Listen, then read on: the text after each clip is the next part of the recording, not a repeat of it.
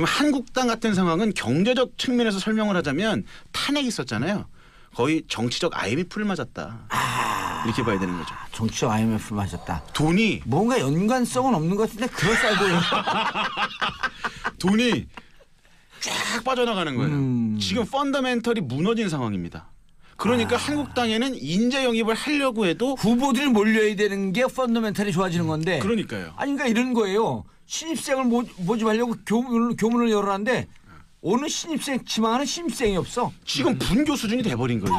그러니까 상당히 좀 큰 문제다. 분교에서 폐교를 하고 있는 중 아니에요 지금. 그렇죠. 또 하나 이제 진영 노선으로 봤을 때도 상당히 좀 문제가 있는 게 어떤 약점이냐면 이런 겁니다. 그러니까 보수의 이데올로기를 구성하는 큰 축은 이제 하나는 이제 그 이념적 이데올로기였죠. 예. 어떻게 보면 이제 뭐 종북 좌파라든지 이런 구도 선거 구도를 짜버리면 어느 정도의 이제 이 보수 성향을 갖고 있는 분들이 상당히 지원을 많이 해줬는데 지지를 많이 해줬는데 통합진보당이 해산되고 나서 이게 종북 내지는 어떤 좌파 종북이라는 프레임으로 묶이기에는 약간 좀 결집도가 좀 낮아졌다라는 거죠.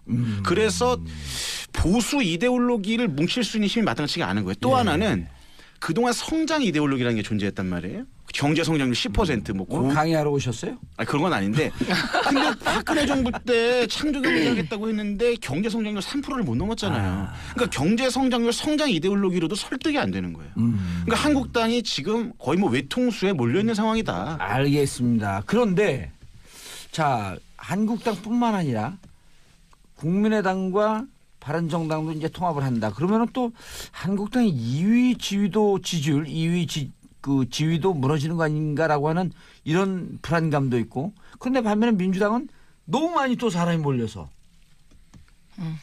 행복한 고민 아니에요?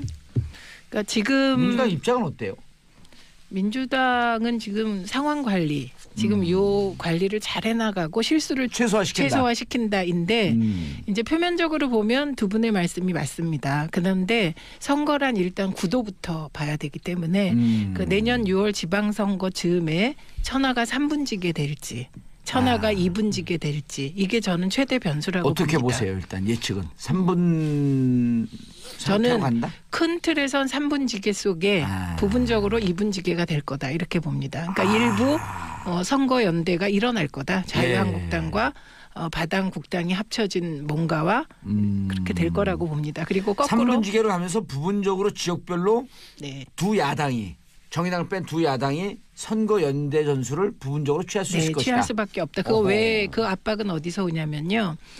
그러니까 아까 보수 진보 구도 말씀을 하셨는데 이 보수 진보 구도가 이게 명확한 기준은 아니지만 편의상 저도 차용을 하면 얼마 전에 이제 언론사에서 그 보수 진보 성향을 묻는 여론조사를 했어요. 맞아요. 근데 어떻게 진보 50%가 넘었어요? 52%였습니다. 네, 그리고 보수가 한 30 몇 %였습니다. 그런데 저는 선거 결과는 거의 거기에 근사치로 간다고 봐요.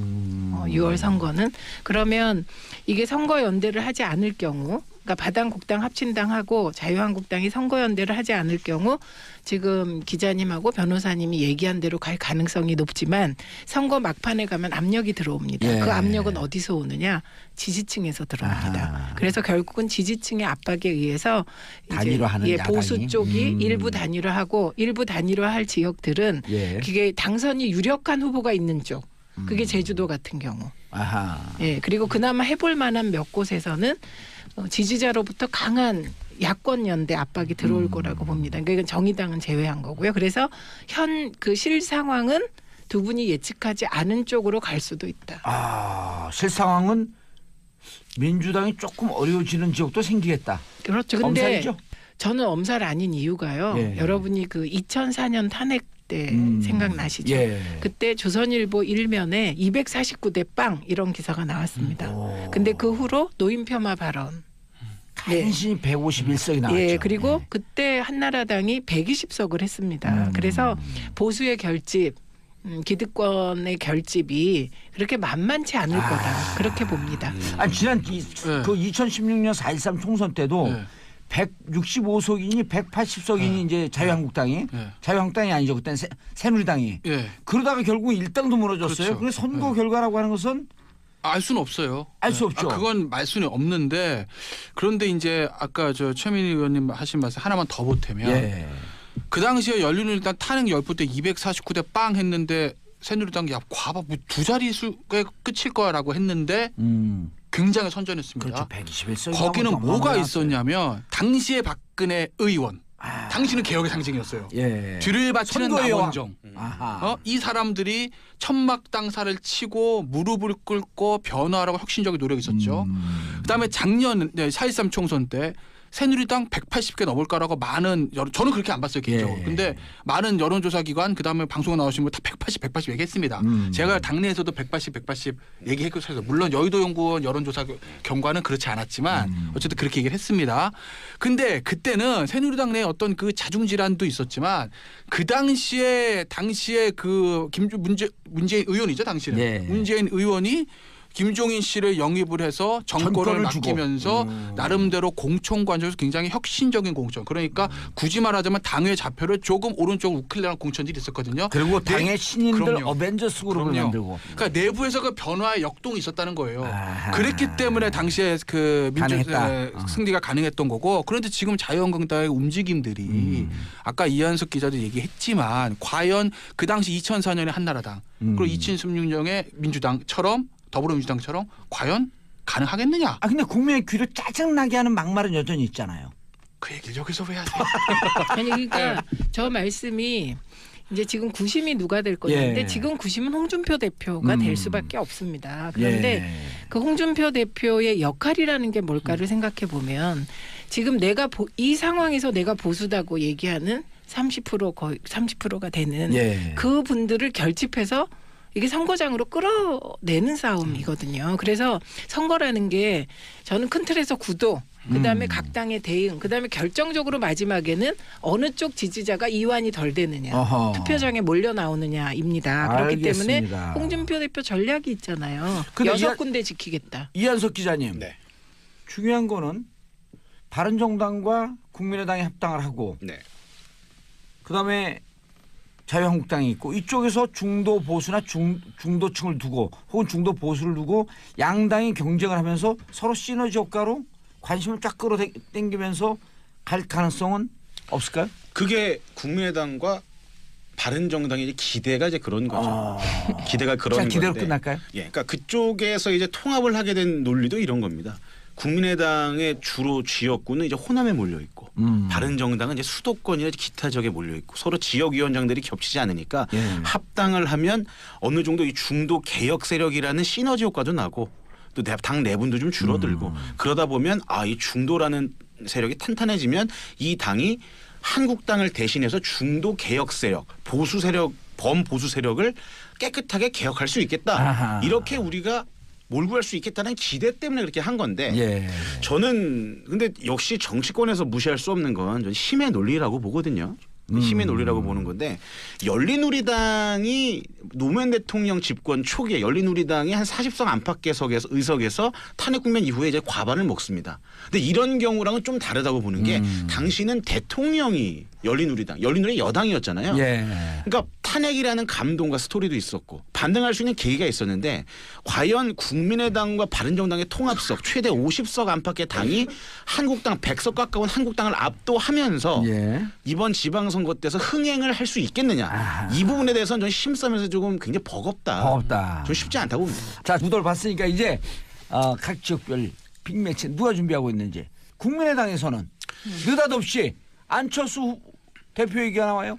국민의당이 이런 거죠. 결국 이제 그 3당의 아픈 현실이 뭐냐면 인재가 별로 없습니다. 그러니까 선거는 치러야 되겠고 선거를 치려면 인재는 만들어야 되고. 근데 인재 영입이 잘 안 되잖아요. 예. 그래서 지금 힘을 얻고 있는 게 새해부터 본격적으로 이제 뭐 원내 지도부나 당 지도부에서 이제 밀어낼 건데 중진 차출론입니다. 그러니까 중진들이 언제 중진이 됐어요, 근데 안철수. 그러니까 안철수 대표가. 후보는 이제 중진이라는 범주라기보다는 이제 스타의 범주인 거죠. 예. 당의 창업주의자, 당을 이끌어가는 책임을 갖고 있는 사람으로서 당이 어렵다.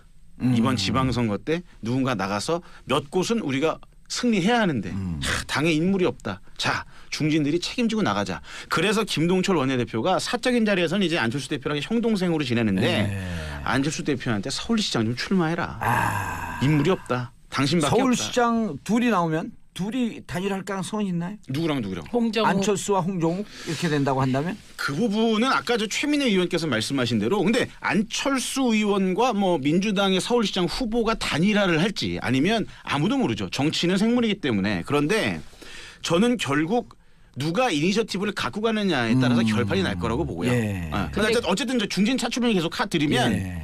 당에서 스타성 있는 사람들, 인지도 높은 사람들 다 나가라 이겁니다. 아하. 그래서 안철수 대표가 총대 메고 그럼 서울시장 나가면 아하. 정동영 전 의원이 전북기사 나가고 천정배 전 의원이 광주시장 나가고 이렇게 지금 내부에서 지도부가 계속 밀고 있는 거예요. 나갈지는 모르겠습니다. 근데 그 중진 차출론의 결정적인 맹점. 아하. 시대 상황과 안 맞는다는 겁니다. 아니 각자 고춧가루 막 뿌려도 돼요. 재밌어요. 고춧가루 뿌리는 거. 시대 그- 상황과 안 맞는. 예, 안 맞는 거예요. 왜냐하면 지금 나오는 모든 사람들, 특히 중진 차출론 같은 경우는 이미 과거의 구태 같은 느낌이 들어요. 그러면 그게 과연 카드가 될까? 그러니까 저는 이제 그 자바국당의 경우는 그렇게 늘 옛날의 흐름 트렌드를 그대로 가지고 새로운 흐름을 대응하려고 하다 보니 그게 핀트가 조금씩 안 맞는 그런 문제가 있다. 구태스러운 인물들이 타천에서 나오는 것을 구태타? 박수. 웃기다. 거의 뭐 조어의 황제예요. 아니 진짜 재밌었어요. 재밌었어요? 예, 새해를 쿠데타와 함께 열어요. 예. 구태타는 늘 실패하잖아요. 근데. 그런 어머. 아 진짜. 네. 아니 근데 저는 그 안철수 대표 얘기를 좀 잠깐만 좀 더 하자면 다들 이제 그래서 안철수 서울시장 출마론이 힘을 얻고 있는 게 사실이란 말이에요. 근데 저는 의외로 안철수 대표가 다른 곳으로 나올 가능성이 저는 있다고 봅니다. 부산시장? 송파, 부산시장. 오히려 서울시장으로 이렇게 거론되잖아요. 안철수 대표는 이미 예상 가능한 범위에서는 선택하지 않는 경향이 많아요. 제가 또 5년 동안 또 안철수 그래요? 했잖아요. 근데 했잖아요. 아니잖아.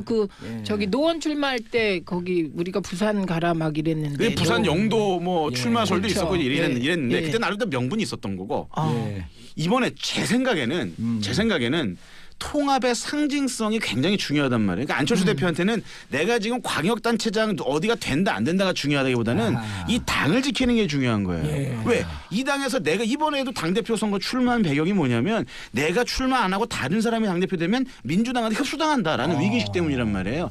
이 국민의당이 사라지면 난 말이 좀 길었네. 자, 그래서 앞으로 안철수 대표의 정치적인 승부수를 걸 만한 곳은 호남이 아닐 수도 있다. 그렇다면 영남 아니겠습니까? 부산시장. 자, 만약에 또 하나 이유가 있습니다. 광역단체장들은 원내 없잖아요. 목마름이 있는 거예요. 당대표하면서도 원외라는 목마름이 있단 말이에요. 전 그래서 만약에 대법원 판결이 확정되면 저는 해운대 을 지역구 조심스럽게 전망해 보겠습니다. 해운대 을 지역구를. 거기 왜 또 거기가 괜찮은 지역구냐? 안철수 대표 부친이 사십니다. 알겠습니다. 자, 최민희 의원님, 민주당 후보는 지금 박원순 시장이 이미 3선은 거의 선언해 놓은 상태고. 근데 마지막 여지는 남아 있죠. 거기도. 그래요? 예, 뭐 한번 본인이 나 3선 도전하겠다라고 한 적이 없어요. 예, 그래서 늘 조금씩의 여지를 다 남겨놓는 거고요. 근데 서울시장 후보는 엄청 많이 거론됩니다. 우선 근데 있어요. 여론조사 순위로 보면 지금 박원순 시장이 35% 정도 1등. 나오고요. 1등으로. 그다음에 그 후가 박영선입니다. 정청래. 박영선 의원이 10% 정도. 그다음에 정청래 의원이 강세입니다. 7%. 그리고 그 후를 뭐 우상호, 민병도 이렇게 하는데 우상호 의원도 7% 정도로 강세입니다. 그러니까 이거는 정청래 의원이 원내대표급이에요? 지지율이? 그 7%가 나오더라고요. 처음에는 박영선도 누르고 2등으로 나온 적이 있어요. 그때 이제 이재명 시장을 놓았을 때는 박원순 29, 이재명 17, 이제 좀 떨어지죠. 정청래 4.5, 박영선 4.4. 여기가 이제 정청래 의원이 바람 쫙 들어갔고 쭉 올라갔다 이제 바늘을 톡 치면 터질 단계까지 와 있죠. 근데 이제 전화 오는데 아주 지겨워 죽겠어요. 정청래 의원의 그 지지율은 이게 이제 낙폭도 크고 올라가는 폭도 클 것으로 봐서 그건 이제 왔다 갔다 할 것 같습니다. 근데 어쨌든 강세인 건 맞고요. 강세죠. 예, 그리고 뭐 여전히 카드로 계속 나오는 게 임종석 비서실장이 있습니다. 예, 그렇기 때문에 저희는 그 민주당의 경우는 후보가 풍년인 거죠. 그런데 아까 말씀하셨듯이 후보가 풍년이기 때문에 갈등의 소지가 있는 것도 맞고요.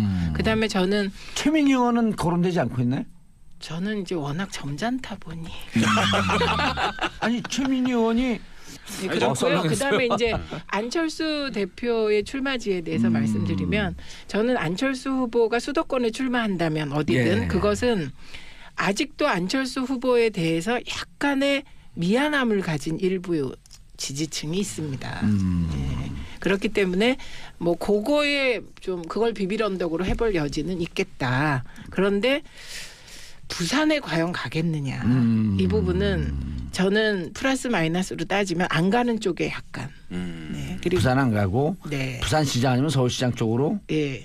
부산구 지역구에 갈 가능성은 좀 낮아 보인다. 예. 걸면 그 부산시장이고 서울시장은 이게 미묘한 거죠. 박원순 시장과의 관계를 어떻게 생각할지 최종 판단이 남아. 민주당 박원순 시장 쪽으로 거의 갈 가능성이 제일 높다 이렇게 보고 계시나요? 경선이기 때문에 예. 경선이 역동적이기 때문에 그건 모릅니다. 그리고 저는 박원순 시장도 예. 마지막으로 판단을 하고 있을 것 같습니다. 왜냐하면 결국 목표가 대권일 때 예. 삼선 서울시장이 대권에 유리할까? 그게 꼭 그렇지 않거든요. 오히려 여의도 정치를 많이 비판해온 신선한 정치인들은 예. 여의도 정치를 경험해야 돼요.